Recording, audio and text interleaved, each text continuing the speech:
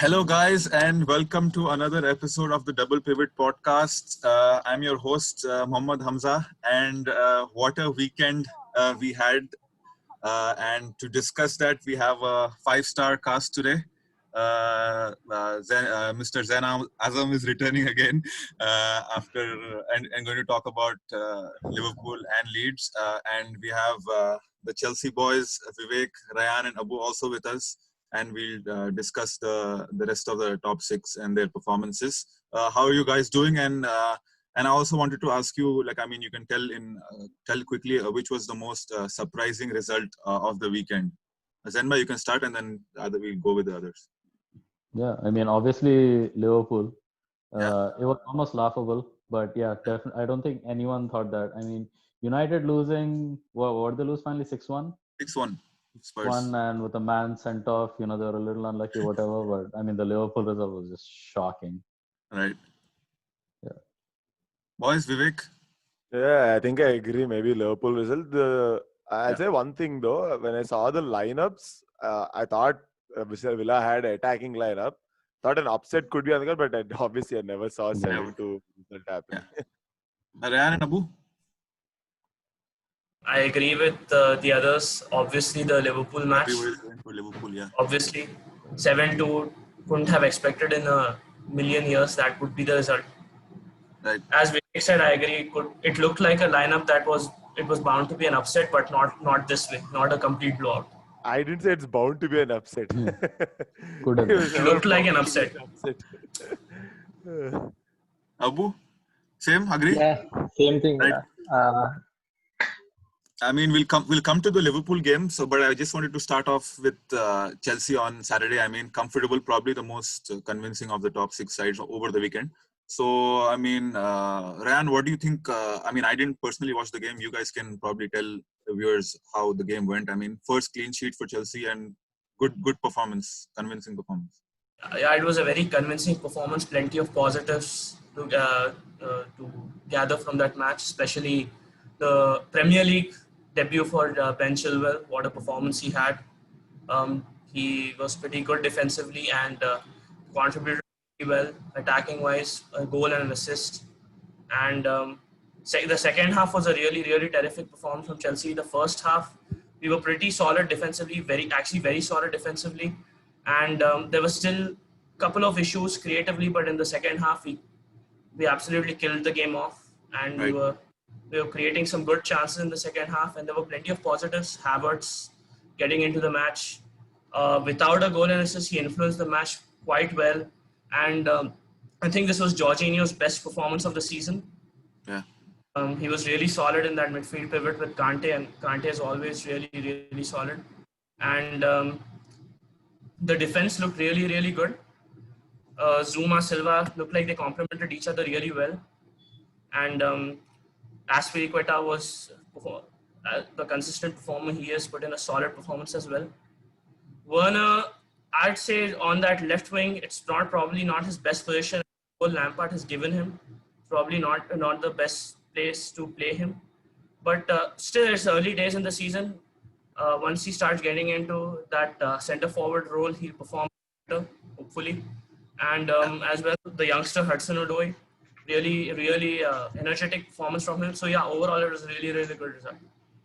Vivek, I'll come to you. Who stood out from the game and just your thoughts? I think even there was debut for Mendy, or he didn't play because I didn't even follow. Did he play? He played? Yeah, he played. He was barely tested though. Yeah. Stood out. I think it's pretty obvious that it was Ben Chilwell's game, as in he's a standout player. But we're just waiting for our forward line to start scoring because it's mainly been our defensive players who are scoring all the goals so far. Hopefully, once the international break's done, things will kick in. Right, Abu and Crystal Palace. I thought personally would cause problems, but looks like they kind of had an off day. So how did Chilwell affect Chelsea and the performance? I'd say Crystal Palace didn't have an off day, but rather our defense was much more assured. Yeah. I think we were more composed at the back with Thiago Silva. He was actually really good that day, and obviously Mendy coming in, goalkeeper plays a huge difference, and also Reece James was dropped for this game. Aspilicueta played, so that's more of a defensive change, I Yeah, think. yeah, Yeah, so defensively we were quite assured, and attacking wise, still need to gel, I guess. yeah, But that'll obviously come with time. yeah, So yeah, a straightforward win, I guess, for Chelsea. yeah. I mean, you guys want to add anything before we move on? I think Vivek, I mean, good win before the international break. Yeah, I mean, Crystal Palace generally set up a little defensively Yeah, because Roy Hodgson, that's the way he operates. And we did well. They were barely in the game. I don't even recollect like a meaningful chance that they created. I yeah, think the reason we started as Piliqueta over James also is because they have this new signing, Iberici Eze, who we're supposed to look out for. He has yeah. a story, as in, I think he's one of those players who's been rejected by a bunch of clubs, I think including Arsenal at the youth level. And last season, he finally made the breakthrough at QPR, and then they signed him. So I think is with respect to him or his attributes or whatever. So that's why Right, Aspi probably started. Yeah, right. not I much to say. mean, yeah, good win for Chelsea. I mean, Zenbai, anything to add before moving on? No, we want to ask what do you guys think about Werner so far, honestly? I don't think he's settled in yet. I know he won a few penalties, and he still doesn't seem to be, um, as comfortable as he was when he was playing with last season with Leipzig. I think he'll get there, though. I don't think it's something that has to worry us. Although I do think the fans have to realize that he is not a dribbler; he's a runner off the ball. So I don't think they should expect him to take on people or anything of that sort. Create chances, and he'll probably score goals. Do you think Chelsea are playing to to his strengths? I mean, Torres, when he went to Chelsea, Torres was also a runner onto the ball rather than a Yeah. dribbler. So do you So think they're playing to his strengths, Werner? I think they're trying to. The thing is, if teams play a low block, it becomes a little more tricky for somebody like Werner. But Yeah. even if he still gets a chance in and around the box, I think he still will convert. I know he hasn't yet in the league. He had like a half a chance even against Palace. Somehow he's just not hit the ground yet. But I think he will. Okay. Right. Whether he Okay. plays from the left or in the center, the way he's going to play is the same. I don't necessarily share what Rayan said about him not, shouldn't be played on the left, should play in the center. I think it depends really on who we're playing and the choices they make for that game. They can play either way. I think one of the main reasons for signing him and the likes of Havertz, Ziyech is their versatility. I don't think any of them have like a fixed spot as such. Yeah. And as far as his movement and positioning go, you guys happy with that? Like, leave the finishing for now. I think for strikers, you need to be more concerned about the movement and positioning initially. Anybody else wants to take it? His running in behind is really, really good. And we haven't really played to his strength so far. It's those balls in behind. And as Vivek said, low blocks, against low blocks, he's getting one or two chances. But I think as the season moves on, he'll settle in better. And with players like Ziyech, who have the capability of playing that final ball, maybe over the top or through the defensive lines, that will help him a lot. And that's one player I'm very excited to see play along with Werner. So I think Ziyech's addition to the team might, I don't want to sound cheesy, might unlock Werner a little bit more. Okay, fair enough. I mean, we'll move on to Man City versus Leeds, Zenbai. I mean, Leeds probably your top team. I mean, Probably. They are my top team, bro. they are okay. So, I mean, I think on that day played better than Man City. I mean, I was watching first half at least. I mean, City again defensively look shaky. I mean, with Mendy and even Walker, I think. So what thoughts on Leeds versus Man City? I mean, Man City dropped points again. I wouldn't say they were better than Man City, honestly. Okay. I mean, they were In terms of, I think, really chances created, struggling like to big cope. chances created. Yeah. I mean, initially we were really struggling to do anything about their attack. They seem to be getting in behind pretty easily, but wouldn't seem to be getting clear-cut chances as such. But they were a little sloppy in the final third, City. And once Leeds got going, then it got really interesting. That's the thing. The way Leeds play, I mean, they've are always going to concede goals, I think. Yeah. But going forward, I think they're so good to watch, and that was on display against Man City, who don't have probably the best defense. And Leeds, like you said, they have created a lot of good chances. They, you could argue that they could have actually won the game. But I think 1-1's a pretty fair result, considering how City started the game.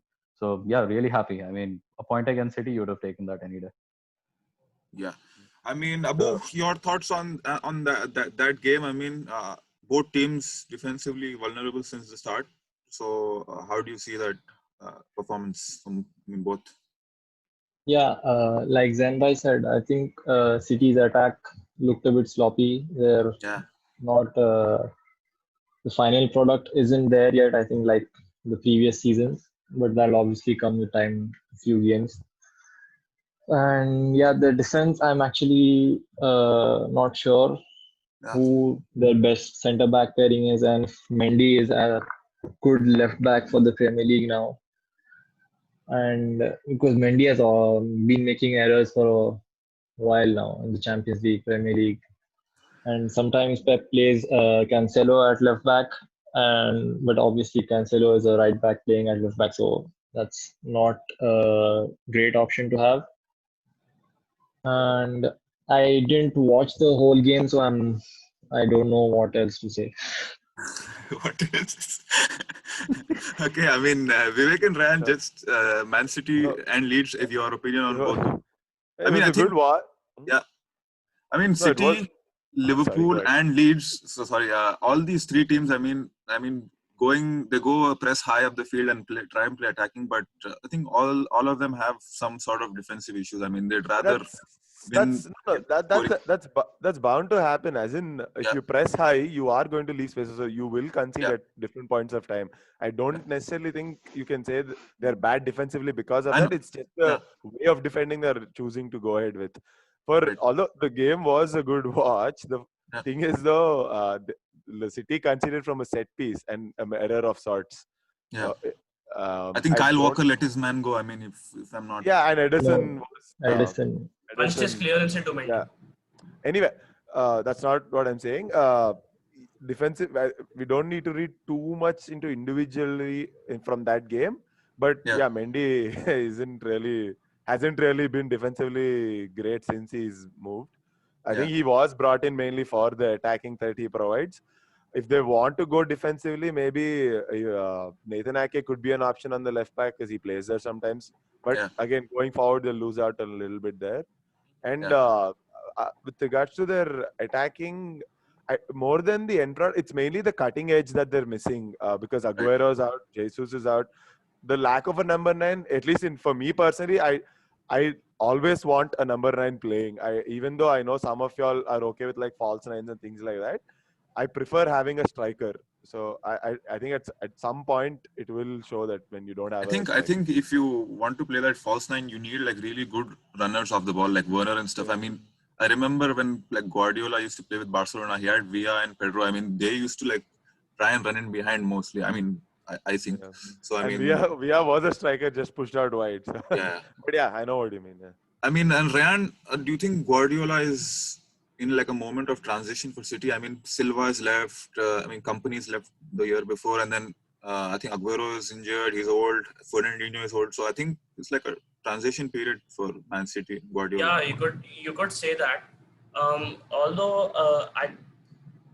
I'd like to say that probably this might sound a little controversial, but probably the City forward line they've been instilled with the same passing circuits and all those same tactics for so long. Probably you could say in recent times other teams might have figured out how they are playing those passing triangles that they are creating, probably breaking those up.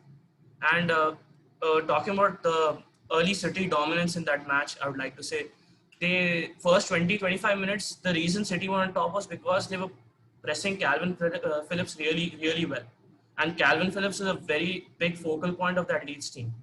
He's the one who starts off all the attacks with his immense passing capabilities.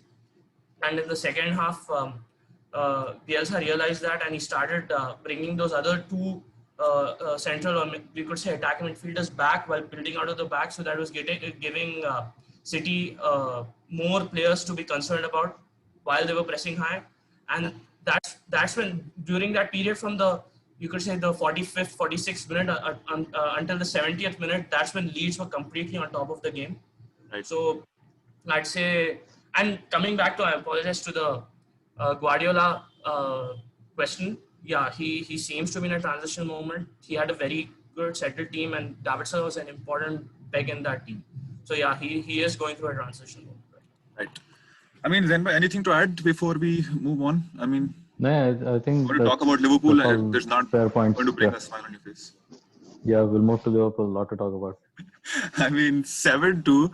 I mean, what was happening there? And Adrian, I mean, the moment I think about Adrian, I start laughing. Like, I mean, obviously can't blame him for all the goals, but in general, the defense looked all over the place.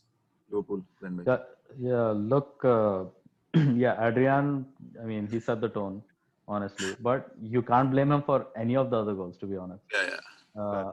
He was obviously responsible for the first. Actually, I look back at the first one. Gomez might have done better even with that foul. I was going to say that as well. Yeah, I mean, I think even positioning wise, yeah. That's what even the point. He could have run to it. He could have cut out the angle better. I mean, that was really poor from Gomez. Obviously, Adrian's number one culprit for that goal. Can't change that, but Gomez might have done better.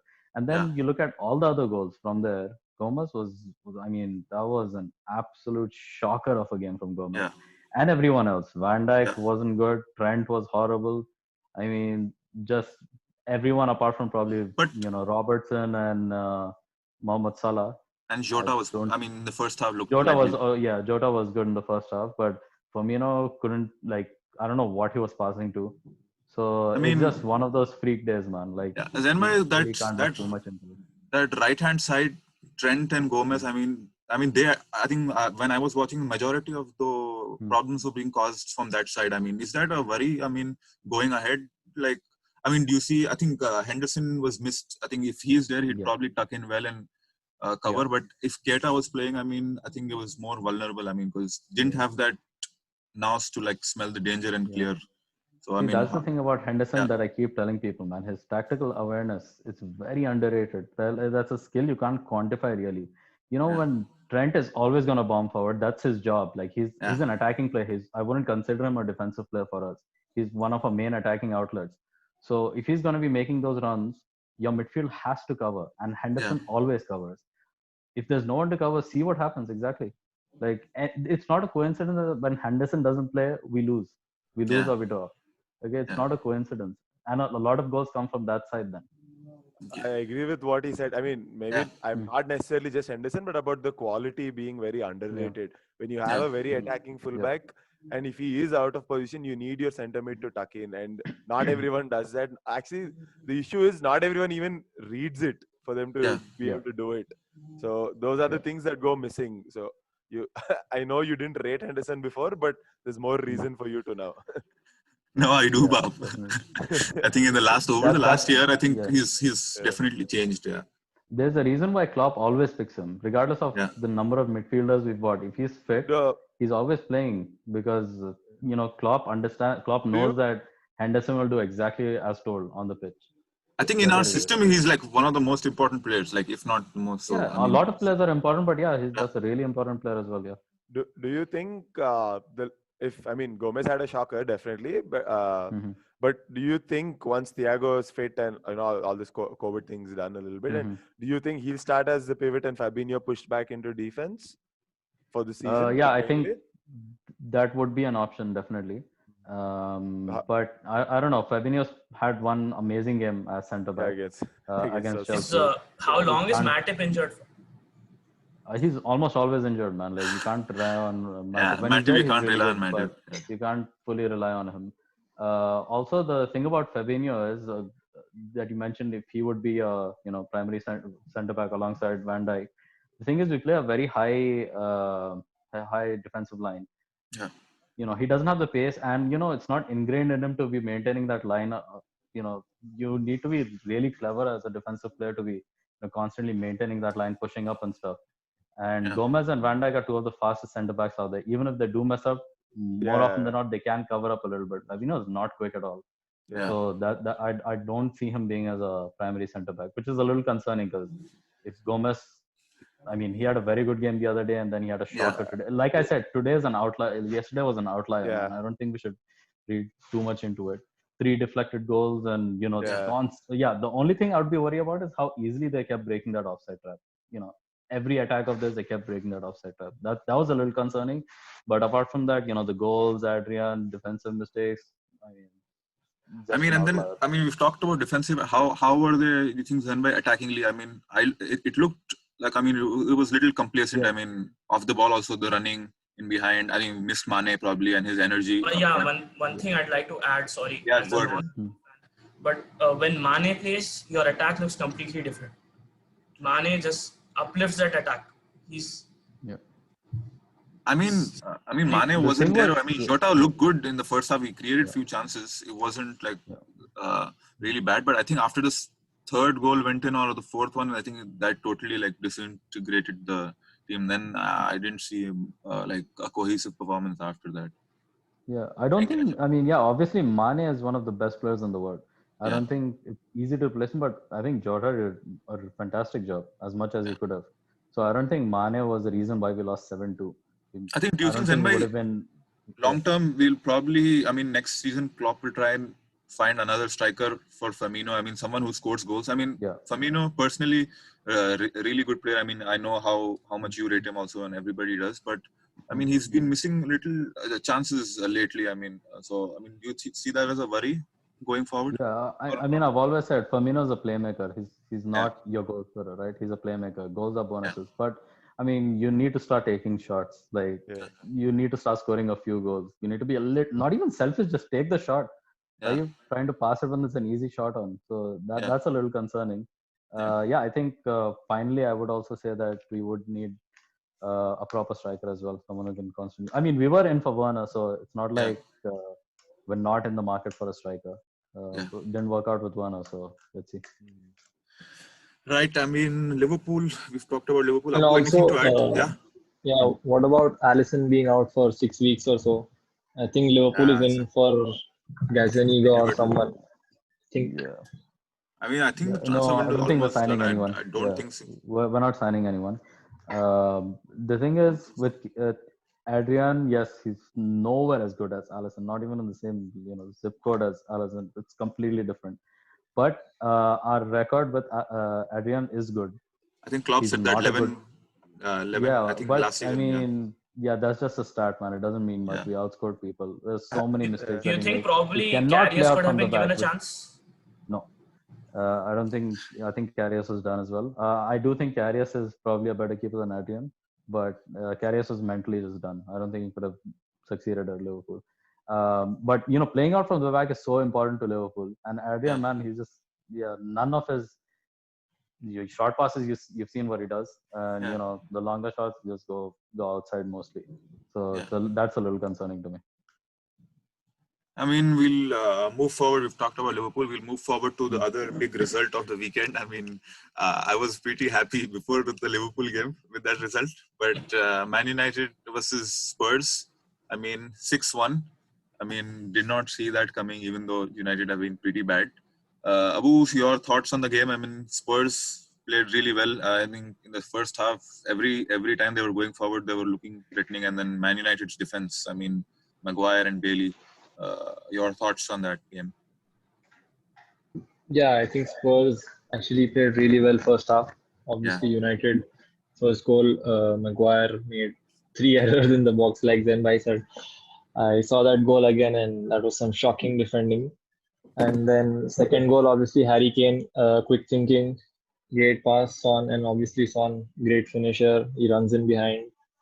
So and then I think from then on, then there was the red card, and then obviously Mourinho, he's an experienced manager. I don't think Mourinho's teams lose after the opponent has gone 10 men down, so they'll probably just dominate, and he's really good for losing a game like that. And I think Spurs have made some really good signings. Højbjerg was really good, and also Ndombele is back into Mourinho's plans. He's playing decently, I think, and they signed a new left back, Reguilon. Yeah. He's also Bale is to come. defensively good maybe, and yeah, Bale also obviously has to come back. And Spurs, yeah, I think Spurs will be good for the season, Yeah. but United will have a really tough time. They started off losing to Crystal Palace, and then obviously got very lucky against Brighton, and then today, I think I'd say United deserved something like that. Because they got really lucky against Brighton. Brighton hit the post 5 or 6 times. So yeah, and one thing I'd like to mention is at halftime, Ole subbed out Bruno Fernandes. Yeah. That is something I haven't seen him do, because since Bruno came, he has played almost every minute or whatever. Apparently, there was a bust up in the I'm dressing hearing, room. I heard there was a fight in the dressing room between Bruno Fernandes and Maguire. I'm not sure if that's true, but if it is, then I don't know what implications that will have. And yeah, that's it, I guess. Ryan, United again. Yeah, go ahead, Vivek. I'll just come back. No, I just have to take a call. Sorry. Everything is happening on this podcast. Ryan, United Spurs. We have 8 minutes before the meeting ends, so let's just. The Abubakar probably has summed it up perfectly. Maguire. I don't want to comment on Maguire anymore. I've been saying he's been he was decent at first, but I don't know what has happened to him. And probably the first Ndombele goal, that was just comical. That is, you won't even get to laugh that much at a circus. Probably pulling your own man down. Pulling your own man down. That, I don't know. He has done this twice before, against Southampton last season. And then as a centre back, as the captain, you just cannot get nutmeg so easily on a cross for that fourth goal. Yeah. And overall, I don't see anything pointing towards him being an 80 million back. Yeah. You could say probably leadership skills, but even that has gone down the drain, as you can see recently. I just wanted to say, Zenbai, even you can answer this. United have decent players. How much of it comes down to like coaching now? Because if Klopp also had players like Lovren, Skirtle in the first year, and then Klavan, and then Matip also. Matip is good, but he finished. He finished top 4 with that back 4, and went to a Champions League final. So even Pochettino improved players. Guardiola also tries and improves players, but Ole hasn't really improved players. It's always about United need more and more signings. That does not work that way, right? Yeah, a lot of people try to, point the finger at whoever. I think the truth is, Woodward, yeah. A lot of people are to blame. Woodward's to blame, Ole's to blame, the players are to blame. I think that's what the truth lies. None of them are doing their part, I think. Yeah. So I think that's the result that you see. A better coach with this crop of players, would have done better for sure. Yeah. Klopp would have done a better job. Pep would have done a better job. We know that for a fact. A better chairman or whoever would have gotten better players, would have supported the manager more. Yes, and the players, these coaches would have done more with the players, but that's not saying that these players are world beaters either. So I think United, for all things considered, they're doing what they. What the side is capable of, what everything's capable of. So shouldn't be too surprised really. As for Maguire, I think when they signed him, I guess he was one of the best centre backs in the league. So they had to splash out some money. Obviously overpaid, not working out for them now. Who else could they have gotten? They couldn't risk so much money on someone who's not proven in the Premier League. So I guess. Before we go forward, finally, do you think Spurs will finish 4th? Looking solid. Too early to say still, but they'll be in fight with Arsenal and company. Everybody, I mean, everybody can quickly answer that, and then before we go on, 5 minutes left. I think there could be, just because this is such a weird league. Literally anyone can finish in the top 4. I think Everton are crushing it right now. So it's a weird league, and a lot of that has got to do with no fans being in the stadium. Which if there's time, I'll come back to that. Yeah. Ryan and Abu, Spurs top 4 quickly. Spurs top 4. They consistently play like this, and barring any major injuries, they have a really good chance. And it won't be easy at all, because as Envy said, Everton and even Leicester seem probably they might have lost 3-0, but still they are a really good team, and they signed a new centre back as well. So it's not going to be easy, but barring any major injuries, I put Spurs as a very good team. Right, Abu. Yeah, I predicted Spurs to finish 5th and Arsenal 4th. I think it'll be Arsenal or Spurs or something like that only for top 4. And obviously, like Zenbai said, very weird league this season. Everton is on top, Aston Villa is second. So and also the other teams have also strengthened. Leeds, Aston Villa, Leicester, Everton, Wolves. So there'll be some good games to watch. Yeah, I mean, and then we talked about Everton. You guys mentioned Everton. Then by Everton looking really good. I mean, Calvert-Lewin on fire. We just talk about Everton and probably Leicester. I mean, Leicester last week beat Man City 5-2, then go and lose to West Ham 4-0. So I mean, it's like a funny league, like you said. That was like us under Brendan Rodgers, right? Like that's true. The style of play and everything. If it doesn't work out, it doesn't work out. Yeah. So he doesn't really do many tactical changes during a game. Yeah. So I think that is a bit of a problem for him. Everton look spectacular right now. Yeah. But only 4 games in. Let's see what happens. Right. And anything to add, boys? Ryan, Abu, Premier League going forward, international break now. I mean, Everton versus Liverpool, big game when we are back. I mean, we'll obviously discuss that ahead. This season is giving me 2015-16 Premier League vibes. Very Leicester one? No, I don't think so. I mean, but up till now, 4 games. I wanted to ask you guys, Liverpool fans, how does it feel losing 7-2 and then going into an international break, 2 weeks break, no football? I mean, I don't. I mean, we almost laughed it off, really. Yeah, I know. We know it's an outlier. I don't think it's going to happen again. It sucks that we have to wait, 2 weeks to redeem that, but it's okay. Whatever. Yeah, I mean, it's not like we were played out of the park or like something of those sorts. I mean, yes, but it's like 3 deflected goals. I mean, in terms of the scoreline, you guys, Barkley had so many golden opportunities. I mean, if, for example, if the scoreline was like 4-2, I mean, 3 deflected goals or even 5-3 or something like that, you would have taken it. But 7-2 sounds really bad. But I mean, laughable. Again, that's what I mean. It's laughable, it's an outlier. I mean, that's why I think it's like considered an outlier. I mean, I mean, not too fussed about it. And I think Vivek we have 2 minutes. Anything else to talk about? Okay. I just wanted to add about the no fans being there. I was just checking the stats. I think that has a huge reason why games are so weird right now. That some odd things are happening. So I was just checking historically, goals per game in the Premier League is 2.6. Right now we're at 3.8, which is a ridiculous amount of increase in goals. So that I think has to do with fans not being there, lesser pressure on strikers, more composure. I don't know, defensively, people not under pressure to have that kind of concentration. I think a lot of people might say we're only 4 games in, but we have a sample of 30 games, which statistically 30 is the number that you need. So we have more than 30 games. So this is I think that points definitely to the fans not being there being an important factor in how the things are going.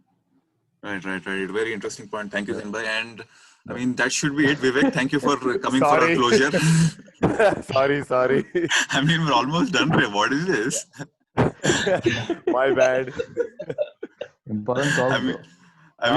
Not call as such. Huh? The meeting is going to end, Bap, now. Yeah, no problem. Sorry. All right, guys. I mean, thank you so much again for coming and speaking on the podcast. Really good having you. I mean, we'll be back probably after the international break and talk about the games ahead. So just like, share and subscribe our channel and comment your thoughts and let us know what you think. And thank you again, and see you soon. See you. Bye.